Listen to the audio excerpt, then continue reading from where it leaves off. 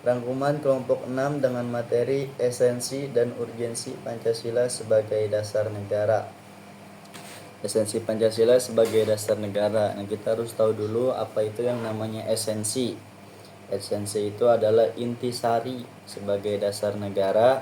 Pancasila itu berfungsi sebagai dasar filsafat negara, ideologi nasional, sumber dari segala sumber hukum, dan juga kepribadian bangsa.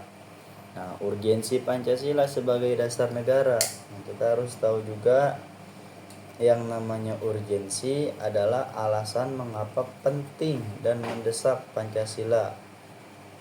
Diperlukannya itu karena Pancasila bisa menjadi pemersatu bangsa, pedoman hidup berbangsa, landasan moral pembangunan. Sumber hukum Pancasila sebagai dasar negara. Sumber menurut yuridis, landasan hukum yang menjadikan Pancasila sah menjadi dasar negara. Contohnya ada di pembukaan Undang-Undang 1945 alinea keempat. Sumber historis, proses sejarah lahirnya Pancasila dari nilai luhur bangsa. Contoh, 1 Juni 1945 pidatonya Soekarno, Piagam Jakarta 22 Juni 1945. Sosiologis, yaitu nilai Pancasila sudah hidup dalam masyarakat Indonesia sejak dulu. Contoh, gotong royong, musyawarah, toleransi beragama, keadilan dalam adat. Sumber politis, kesepakatan politik para pendiri bangsa untuk menjadikan Pancasila sebagai dasar. Contoh, sidang BPUPKI dan PPKI, komitmen tokoh nasional dari berbagai golongan menerima Pancasila. Dinamika tantangan Pancasila sebagai dasar negara.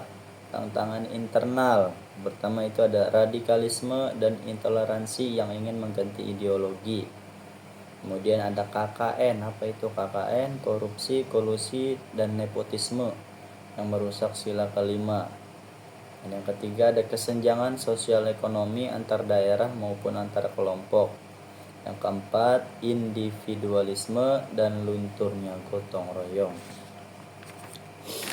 Tantangan eksternal, adanya globalisasi, masuknya budaya dan ideologi liberal, hedonisme. Selanjutnya ada hoax dan polarisasi di medsos yang mengancam persatuan. Kemudian ada intervensi asing di bidang politik dan ekonomi.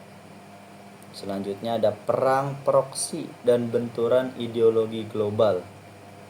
Jadi solusi penguatan pendidikan Pancasila, keteladanan tokoh, penegakan hukum, literasi digital, pengalaman, nilai di kehidupan nyata.